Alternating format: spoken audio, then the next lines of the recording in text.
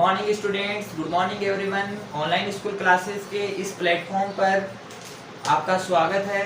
अपन चर्चा कर रहे थे कक्षा 12 की जो एक्सरसाइज है, एक्सरसाइज नंबर 5, उसके आज अंतिम रूप देंगे उस एक्सरसाइज को। एक्सरसाइज नंबर 5 को व्युत्क्रमणीय आव्यूह और लीनियर इक्वेशन, रैखिक समीकरण। तो चर्चा करते हैं। आज अपना जो चर्चा का विषय है रैखिक समीकरण निकाय का हल। लीनियर इक्वेशन पर आ गए अपन, और रैखिक समीकरण निकाय का हल किस तरीके से ज्ञात करेंगे। जैसे मान लीजिए आपके पास में a1x b1y plus c1 equals to d1 equals to 0। Okay, और इसको आप बोल सकते हो a1, दूसरा आपके पास में d1 बोल दो इसको, a2x b2y प्लस c1z बोल दो, c2z हो गया, और ये d2। तीसरा आपके पास में a3x b3y plus c3z equals to d3। ये तीन समीकरण निकाय आपको दिए गए हैं। ओके स्टूडेंट्स, आपके पास में तीन समीकरण निकाय दिए गए हैं। इन समीकरण निकाय पे सर्वप्रथम अपन को संगत और असंगतता की जांच करनी है कि समीकरण निकाय संगत होगा कि असंगत। इनको हल करने पर छोटी क्लासों में अपन ने a1 अनुपात a2 इक्वल्स टू b1 अनुपात b2 इक्वल्स टू c1 अनुपात c2, है ना। और अपन ने दूसरा पढ़ा a1 अनुपात a2 does not equals to या इक्वल्स टू b1 अनुपात b2 does not equals to c1 अनुपात c2। तीसरा अपन ने पढ़ा a1 अनुपात does not equals to b1 अनुपात b2 does not equals to c1 अनुपात c2। छोटी क्लासों में अपन ने देखा कि a1 अनुपात a2 इक्वल्स टू b1 अनुपात b2 इक्वल्स टू c1 अनुपात c2 का मान अगर इक्वल आ रहा है, तीनों का परस्पर इक्वल आ रहा है, तो वो समीकरण निकाय संगत होता था वहां पर अपने पास में। और उसके अपन अनंत हल ज्ञात करते थे, अनंत हल संभव हो सकते थे। वहां पर अपन ने ऐसा देखा, अगर a1 अनुपात a2 b1 अनुपात b2 के इक्वल नहीं आता, c1 अनुपात c2 के इक्वल नहीं है, तो समीकरण निकाय असंगत होगा और समांतर रेखा बनती, समांतर। और तीसरे में अपन ने a1 अनुपात a2 does not equals to b1 अनुपात b2 does not equal to c1 अनुपात c2। इस स्थिति में, सेकंड स्थिति में ये असंगत होता, समांतर रेखाएं असंगत होती। और तीसरी स्थिति में ये वापस संगत होता, जिसको अपन प्रतिच्छेदी बोलते हैं। और प्रतिच्छेदी रेखाओं के कुछ अद्वितीय हल होते हैं जिसमें x और y की कोई पर्टिकुलर वैल्यू निकाली जाती है। यहाँ पर थोड़ा सा अलग है, यहाँ पर संगत और असंगत अपन अलग तरीके से ज्ञात करेंगे, जो भी मैं बताऊंगा। अगर आपके पास में इक्वेशन में d1 d2 d3 की वैल्यू अगर 0 के इक्वल है, d1 d2 d3 equals to 0, अंत में जैसे किसी इक्वेशन में 2x plus 3y plus 4z equals to 0 बन गया, तो तीनों इक्वेशन में अगर आपके पास में 0 बन रहा है, तो वो इक्वेशन जो होगी वो समघातीय समीकरण होगी, समघाती समीकरण कहलाती है। अगर ये अशून्य है, अगर यहाँ पे 0 नहीं बनकर के कोई दूसरा मान आ जाता है, तो वो विषमघाती हो जाती है, अन्यथा ये विषमघाती होती है।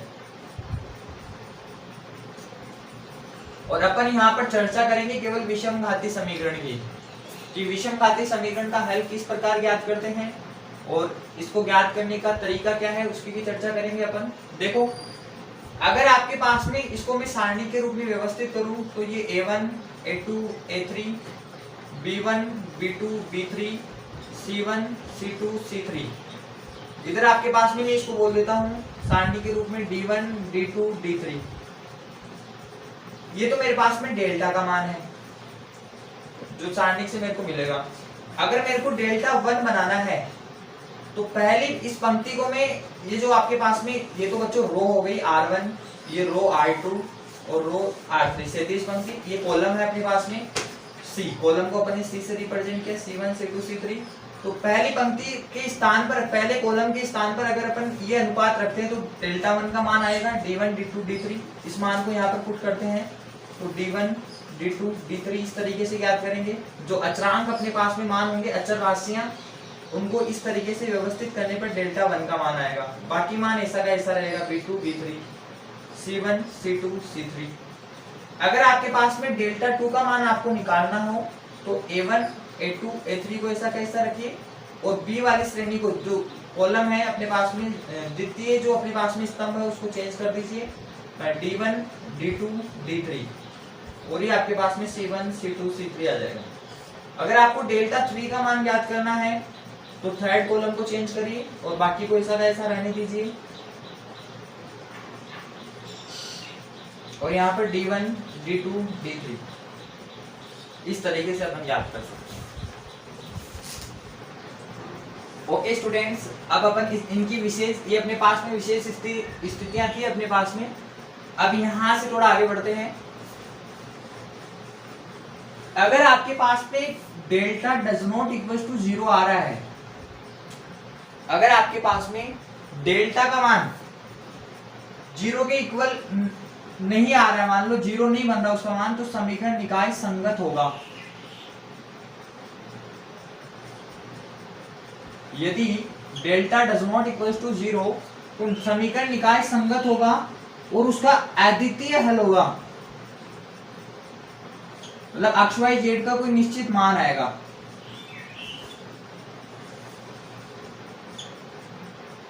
अगर यदि सेकंड सिचुएशन में यदि डेल्टा इक्वल टू 0 आ जाए और delta 1 equal to 0, delta 2 equal to 0, delta 3 equal to 0 आ जाए, तो समीकरण निकाय संगत या असंगत हो सकता है।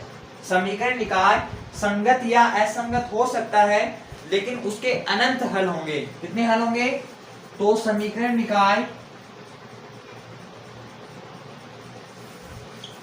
संगत या असंगत हो सकता है,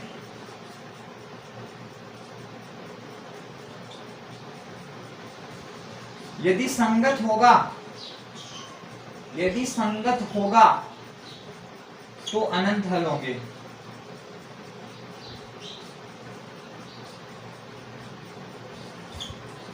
ओके स्टूडेंट्स, अगर यदि थर्ड सिचुएशन में यदि डेल्टा का मान तो 0 आ जाए, लेकिन डेल्टा 1, डेल्टा 2, डेल्टा 3 में से डेल्टा का मान 0 बन जाए, डेल्टा का मान तो 0 बन जाए, डेल्टा 1, डेल्टा 2, डेल्टा 3 में से अगर एक मान आपके पास में अशून्य आता है, इनका मान डेल्टा 1, डेल्टा 2, डेल्टा 3 में से किसी कोई एक मान आपके पास में अशून्य आता है, तो समीकरण निकाय असंगत होता है। समीकरण निकाय असंगत होगा और निकाय का हल संभव नहीं है। अगर डेल्टा का मान आपके पास में 0 बन रहा है, डेल्टा 1, डेल्टा 2, डेल्टा 3 में से आपके पास में कोई भी आपके पास में एक अशून्य है, तो समीकरण निकाय असंगत होगा और इस स्थिति में हल संभव नहीं है। हल संभव नहीं है। नोट करें। और दो चीजें हो रही है अपनी, एक आव्यूह सिद्धांत और एक क्रेमर नियम। ओके, ये अपने पास में समीकरण निकाय संगत या असंगत का कॉन्सेप्ट है, तो आप इसको ध्यान में रख कर हल करोगे। आगे बढ़ते हैं। क्रेमर नियम। क्रेमर नियम से समीकरण निकाय को किस तरीके से हल करेंगे? क्रेमर नियम से एग्जाम में क्वेश्चन भी आते हैं, आव्यूह सिद्धांत से भी आते हैं, लेकिन पहले अपन चर्चा करेंगे क्रेमर नियम की, कि क्रेमर नियम क्या होता है, उसको किस तरीके से समीकरण निकाय को हल किया जाता है उसके माध्यम से। तो देखिए, ध्यान देवे। मान लीजिए मैं क्रेमर नियम की बात कर रहा हूं बच्चों। क्रेमर नियम,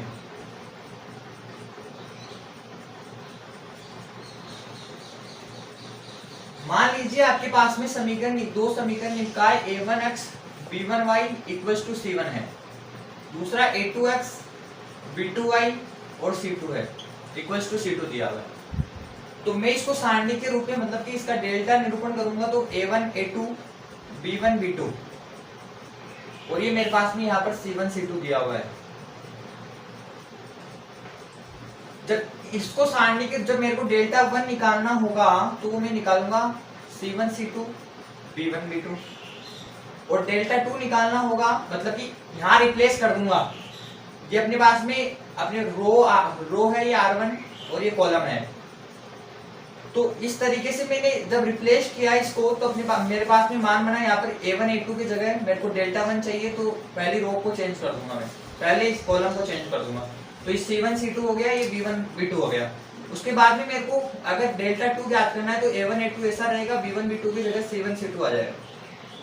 और यहाँ से अगर मेरे को x की वैल्यू निकालनी है तो डेल्टा 1 अपॉन डेल्टा, और y की निकालनी है तो डेल्टा 2 अपॉन डेल्टा, और z की भी निकालनी हो। अगर समीकरण निकाय में तीन आपके पास में दिया हो, तीन समीकरण दिए हुए हो आपके पास में, तीन समीकरण निकाय तो आप z की वैल्यू भी निकाल सकते हैं, डेल्टा 3 अपॉन डेल्टा।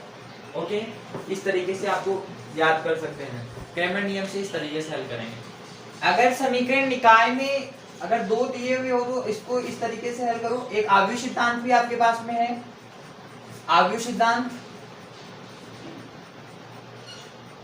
उसमें बच्चों आपको ए इनवर्स ज्ञात करना पड़ेगा, वापस से ए इनवर्स पूछेगा उसमें, तो आपको घबराने की आवश्यकता नहीं है। आपके पास में मान लो कोई समीकरण, इसमें a1 a11 a12 a13 a21 a22 a23 और यहाँ पर आपको दिया हुआ हो, और a31 a32 a33, ओके, और यहाँ पर आपको x y z की कुछ वैल्यूज दी गई हो, और ये अपने पास में कुछ अचरांक है, यहाँ पर b1 b2 b3, तो इसको तो मैं a बोल देता हूँ, इसको अक्ष बोल दिया, इसको b बोल दिया, तो मेरे पास में मान बन गया ax = b। ठीक है, अब मैं क्या कर रहा हूँ, दोनों पक्ष, इसको इक्वेशन फर्स्ट बोल रहा हूँ, इक्वेशन फर्स्ट को दोनों पक्षों को मैंने मल्टीप्लाई करवा दिया a इनवर्स से, तो ये a inverse x = a inverse b हो गया। ओके, तो अब यहाँ से a इनवर्स a क्या देगा, I, तो ix = a इनवर्स b हो गया। पढ़ाया था ना, हाँ, एक्सरसाइज नंबर 5.12 में अपने चर्चा करी है इनकी। तो ix क्या देगा, यहाँ से x a इनवर्स b, तो x के मान तो अपने पास में x y z हो गए, और a इनवर्स अपने पास में निकल जाएगा, b अपने पास में दिया हुआ होगा ये वाला मान, तो अपन आसानी से ज्ञात कर सकते हैं। ओके स्टूडेंट्स, तो ये आव्यूह सिद्धांत है अपना। ये 2/2 के आव्यूह में किस तरीके से हो जाएगा, अगर आपके पास में 2/2 का आव्यूह हो तो a1 a11 a12 a21 a22, और यहाँ पर आपके पास में अक्ष y के मान होंगे बच्चों, दो ही मान होंगे, और ये b1 b2, तो आप इसको a अक्ष b लिखोगे, और वही तरीका हो गया ax = b, दोनों पक्षों को a इनवर्स से मल्टीप्लाई करवाया, तो ax = a इनवर्स b हो गया इधर, और इसको मल्टीप्लाई a इनवर्स, आपको a इनवर्स a क्या देगा, a इनवर्स a क्या देगा, हाँ I देगा, क्या देगा I, a inverse b, I x को x लिखोगे, a इनवर्स b। नोट करें, बहुत आसान है, आसान है। ओके स्टूडेंट्स, यहाँ पर a इनवर्स आपको ज्ञात करना होगा, और a इनवर्स कब ज्ञात कर पाते हो, जब a का मान, जब a does not equal det a का मान आपके पास में 0 नहीं आता है, तब आप a इनवर्स का अस्तित्व बोलते हो। लेकिन यहाँ पर समीकरण निकाय में अगर आपके पास में डेट a का मान 0 आ भी जाता है, तो इसका मतलब ये नहीं है कि इस समीकरण निकाय का हल नहीं होगा, इस समीकरण निकाय का हल नहीं होगा। जैसे आपके पास में दो समीकरण निकाय दे दिया आपको, x + 3y = 0, और दूसरा समीकरण निकाय आपको दे दिया 2x + 6y = 0। अब आपने अब देखो, इस यहाँ से 1/2, यहाँ से 1/2 मिल रहा है, तो a1 अनुपात a2 इक्वल मिल रहा है, इसका मतलब क्या है, समीकरण निकाय के अनंत हल होंगे। लेकिन इसका जब डेट अपन ज्ञात करते हैं तो ये 1 2 3 6 बन रहा है, तो 6 में से 6 गए, यहाँ से 6 - 6 0 बन रहा है। तो बच्चों यहाँ पर ये 0 बन रहा है, लेकिन समीकरण निकाय के अनंत हल भी हो रहे हैं। तो जब डेट ए का मान आपके पास में इस स्थिति में 0 बन रहा होता है, तो आप बिल्कुल ये नहीं कहे कि ए इनवर्स का अस्तित्व नहीं है। भले ही ए इनवर्स का अस्तित्व न हो, लेकिन समीकरण निकाय के हल तो पॉसिबल है ना, तो हल तो ज्ञात करने होंगे। तो इतना नोट करें आप, इतना नोट कर लिया तो अपन आगे बढ़ते हैं, एग्जाम्पल की चर्चा करते हैं। क्वेश्चन नंबर एग्जाम्पल नंबर 10 आपकी बुक में दिया हुआ है, क्या दिया हुआ है देख लेते हैं। एग्जाम्पल नंबर 10 में क्या कहा है, एग्जाम्पल नंबर 10 बहुत ही आसान एग्जाम्पल है, क्रैमर नियम से संबंधित है। देख लेते हैं क्या बोला है। क्रैमर नियम में आपको बता चुका हूं क्या होता है। आपके पास में दो समीकरण निकाय है, दूसरा पहला है दिया हुआ आपको, एग्जाम्पल नंबर 10 है। आज इस एक्सरसाइज को कंप्लीट करना है। एग्जाम्पल नंबर 10, 2x - 3y = आपको 3 दिया हुआ है, दूसरा 2x + 3y = आपको दिया हुआ 9। ओके, तो अब इसमें आपको अक्ष और वाई की वैल्यू फाइंड आउट करनी है। तो अक्ष और वाई की वैल्यू आसानी से ज्ञात कर सकते हो आप। तो इससे पहले सारणी के रूप में बनाइए 2 2 -3 और 3। ओके, ये तो डेल्टा बन गया आपके पास में। और इसको बोल दिया आप इस तरीके से, ये 3 और 9 हो गया। तो पहले डेल्टा ए का मान आपने निकाला 6 -6, तो 12 डज नॉट इक्वल टू 0। तो आंसर आगे बढ़ाते हैं इसको। ये अपने पास में डेल्टा 1 की वैल्यू किस तरीके से ज्ञात करेंगे, 3 9 -3 और 3। तो डेल्टा 1 मिलेगा आपको 9 -27 माइनस के 27, 9 27 कितने दे देंगे आपको, 9 3 27 9 चौक 36, 27 और 9 9 7 हाँ 36 हो जाएगा 16। तो ये 36 बन गया आपके पास में। फिर आपने डेल्टा 2 निकाला, तो डेल्टा 2 का मान आपके पास में 2 2 और 3 9, तो माना आपके पास में 18 - 6 12। तो ये मान आपके पास में अक्ष और वाई के मान चाहिए आपको। राइट स्टूडेंट्स, अक्ष और वाई का मान चाहिए आपको 2 3। यहाँ पर आपको लिखना होगा एक्स वाई, और ये आपके पास में 3 और 9 D1 D2। यहाँ से आपने C1 को चेंज किया तो यहाँ पर D1 D2 आ गया, और यहाँ से आपने डेल्टा 1 का मान निकाल लिया 36 आया। Delta 1 does not equal to 0, does not equal to 0। तो अक्ष का मान इस तरीके से याद कर सकते हैं। अक्ष इक्वल टू अपने पास में आ जाएगा, बताया था डेल्टा 1 अपॉन डेल्टा, और y equal to delta 2 upon delta. तो अक्ष की वैल्यू आएगी यहाँ से आपके पास में 36, डेल्टा की वैल्यू आपके पास में 12 आई, और डेल्टा 1 की वैल्यू आपके पास में 36। तो 12/36 का मतलब 1/3 हो गया। डेल्टा 2 की वैल्यू आपके पास में कितनी आई है, 12, और डेल्टा की वैल्यू आपके पास में बनी है, डेल्टा की वैल्यू आपके पास में 36। डेल्टा 2 आपके पास में 12 बना है। हाँ, यहाँ थोड़ा सा ध्यान देंगे, डेल्टा 1 आपके पास में 36 बना है, तो यहाँ पर 36 रखे, और डेल्टा की वैल्यू 12 बनी, तो काटते 36 होगा। एक्स की वैल्यू यहाँ पर 3 आएगी, और वाई डेल्टा 2 अपॉन डेल्टा, तो ये बन जाएगा आपके पास में डेल्टा 2 12 बना, और डेल्टा की वैल्यू आपके पास में 12 आई, तो 1। तो एक्स की वैल्यू आपके पास में 3 और वाई की वैल्यू 1। ओके, नोट करें। ओके स्टूडेंट्स, चर्चा करते हैं। एक क्वेश्चन है आपकी बुक में, आव्यूह सिद्धांत से रैखिक समीकरण निकाय को हल करना है। 2x - y + 3z equals to आपको दिया हुआ 9, और x + y + z equals to आपको दिया हुआ है प्लस के 6, और ये आपको दिया हुआ है यहाँ पर x - y + z equals to 2 दिया हुआ है। आव्यूह सिद्धांत का प्रयोग करना है और मान ज्ञात करना है। आव्यूह सिद्धांत में आपको मैंने बता दिया है, आपके पास में ये समीकरण निकाय इस तरीके से बना है 2 1 1। इसको यदि मैं इस तरीके से लिखूं आव्यूह के रूप में, आव्यूह के रूप में लिखने पर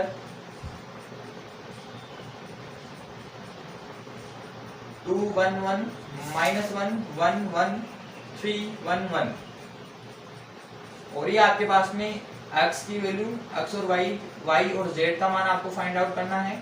तो ये तो a, ये अक्ष, और b आपको दिया हुआ होगा इधर 6 9 6 2, ये b है आपके पास में।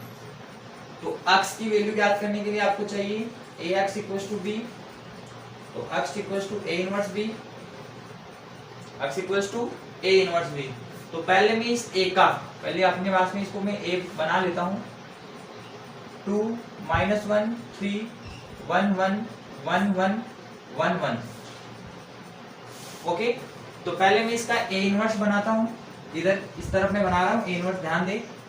ये मेरे पास में plus minus plus minus plus minus plus minus plus. Okay, तो मैं पहले इसका a इनवर्स प्लस, यहाँ से प्लस साइन दिया हुआ है, तो इससे बनेगा 1 - 1, तो निश्चित रूप से 0 बना। ओके, इतना नोट कर लीजिए आप।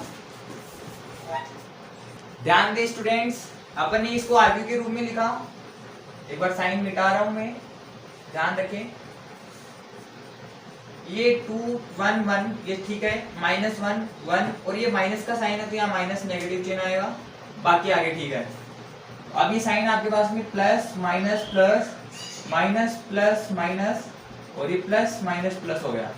तो उससे आपने इसको हल किया, यहां से आपके पास में ये बना 1 माइनस माइनस 1, तो ये प्लस का 2 बन जाएगा आपके पास में। ओके, तो ये A11 आपके पास में बना है 2, A12 आपको बनाना होगा ये वाला। तो ये साइन नेगेटिव, तो नेगेटिव रखिए यहाँ पर, और नेगेटिव हल होने के बाद में इसको और इसको रखने पर आपके पास में मान बनेगा 1 माइनस 1, तो 1 माइनस 1। ओके, तो 0 बन जाएगा। ओके, ध्यान रखें फ्रेंड्स। आगे बढ़ते हैं, थर्ड अपन को A13 याद करना है, पॉजिटिव साइन, और इसको रखने पर अपने पास में ये मिल जाएगा, ये माइनस का 1 है, माइनस के 1 माइनस 1, तो ये साइन पॉजिटिव है तो माइनस का 2 रहेगा। उसके बाद में A21 निकालना है, ये sign negative, negative sign add कीजिए, और ये मान आपके पास में बन जाएगा 1 माइनस 1, तो रिजल्ट जो बनेगा माइनस का 2 बनेगा, क्योंकि माइनस माइनस प्लस, लेकिन यहाँ साइन नेगेटिव तो माइनस का 2। A22 आपको बनाना है, तो इसको रखिए, और इसको रखने पर आपके पास में मान बन जाएगा positive sign 2 minus 3, answer negative, negative 1। उसके बाद में A23 बनाना आपको, तो ये इसको रख लीजिए, और इसको रखने पर आपके पास में मान बन जाएगा नेगेटिव है -1 -1, तो अंदर माइनस का 2, पॉजिटिव आ जाएगा आंसर। -1 -1 माइनस के 2 हो गया अंदर, लेकिन यहाँ वाला साइन नेगेटिव है, तो नेगेटिव नेगेटिव मल्टीप्लाई होने पर पॉजिटिव बन जाता है। A31 निकालना आपको, A31 यहाँ से आपको मिलेगा, इसको रखने पर -1 -3, तो पॉजिटिव यहाँ माइनस का 4 बन जाएगा ये। और फिर A32 निकालना आपको, A32 यहाँ से मिलेगा, इसको रखने पर 2 माइनस 3 साइन नेगेटिव, तो पॉजिटिव आंसर प्लस का 1। ओके, उसके बाद में A32 निकालना है, A33 निकालना है लास्ट, तो इसको रखिए, इसको रखने पर आपके पास में 2 माइनस -1, और यहाँ वाला साइन पॉजिटिव है तो प्लस के 3 आ जाएगा। अब इसको आयु के रूप में हमने ऐड किया, A11 आपके पास में 2 आया, फिर 0, फिर -2 आया, उसके बाद में -1 2 -4 आया, उसके बाद में आपने निकाला है -2 -1 2, तो ये रखोगे आप -1 2 और -4 -1, ये आपके पास में, हाँ A13 भी रह गया, हाँ A11 आपके पास में 2 है, फिर 0 है, फिर -2 निकाला, फिर -2, यहाँ पर -2 -1 फिर 2, फिर माइनस के 4 1 3। अब A इनवर्स क्या होता है, ये तो मेरे पास में मैंने A इनवर्स निकाला नहीं है, अभी सेकंडस आगे निकाला है, तो A इनवर्स आपके पास में होगा सेकंडस आगे का ADJ A जो होगा, ADJ A निकालना होगा, और A इनवर्स आपके पास में क्या होगा, ADJ A upon det A। Okay, तो सेकंडस आगे का परिवर्त आगे कीजिए,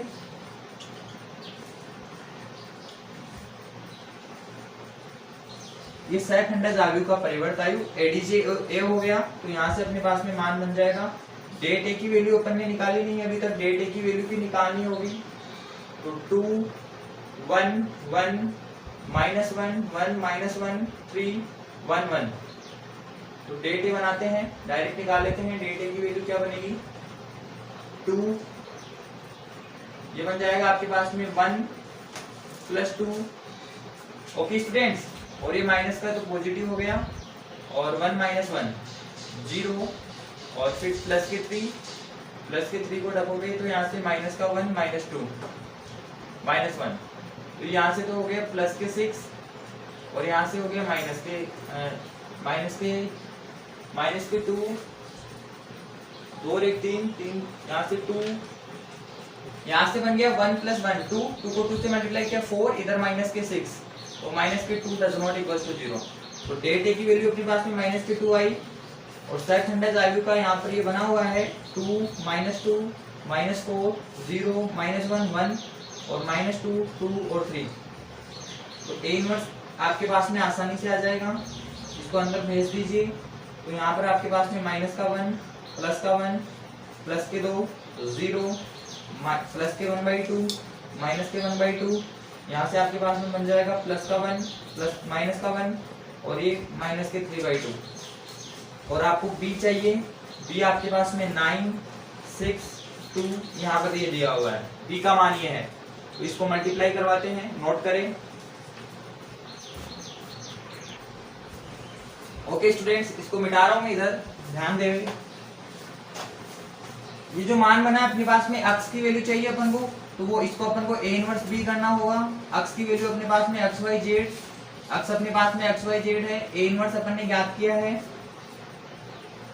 a इनवर्स b अपने पास में ये रहा माइनस का 1 0 1, ये 1 1/2 -1/2 और ये 2 -1/2 और ये माइनस के 3/2। और b का मान आपके पास में दिया हुआ है 9 6 12 है। और गुणा मैंने आपको अच्छी तरीके से बता रखा है गुणा करना, तो आप आसानी से गुणा करके x y z की वैल्यू निकाल सकते हैं। तो ये आव्यूह सिद्धांत का प्रोसेस है। आव्यूह सिद्धांत से इस विधि द्वारा अपने पास में एक्सरसाइज नंबर अपने पास में दी हुई है 5.2 इसी के बेस पर है। तो आप आसानी से इसको हल कर सकते हैं। अपन ने सरेखीय होने की शर्त पढ़ ली थी, सारणिक का त्रिभुज का सारणिक के माध्यम से त्रिभुज का क्षेत्रफल ज्ञात करना सीखा था। उसके बाद में अपन ने रेखा समीकरण, जो रेखा का समीकरण है उसकी भी अपन ने चर्चा करी। और अभी अपने पास में क्रेमर नियम, आव्यूह सिद्धांत, संगत और असंगतता की जांच करना भी अपन ने सीख लिया है। तो आप एक्सरसाइज के सवाल करोगे। ओके, बहुत बहुत धन्यवाद। इसे ज़्यादा से ज़्यादा, अगर आप क्लास अगर आपको अच्छी लग रही है तो ज़्यादा से ज़्यादा इसे शेयर करें। अगर चैनल को आपने अभी तक सब्सक्राइब नहीं किया तो चैनल को जरूर सब्सक्राइब करें। और जो विद्यार्थी आप जैसे आप हमसे जुड़ गए हो तो औरों को भी जोड़ने का प्रयास करें। बहुत बहुत धन्यवाद। ठीक है।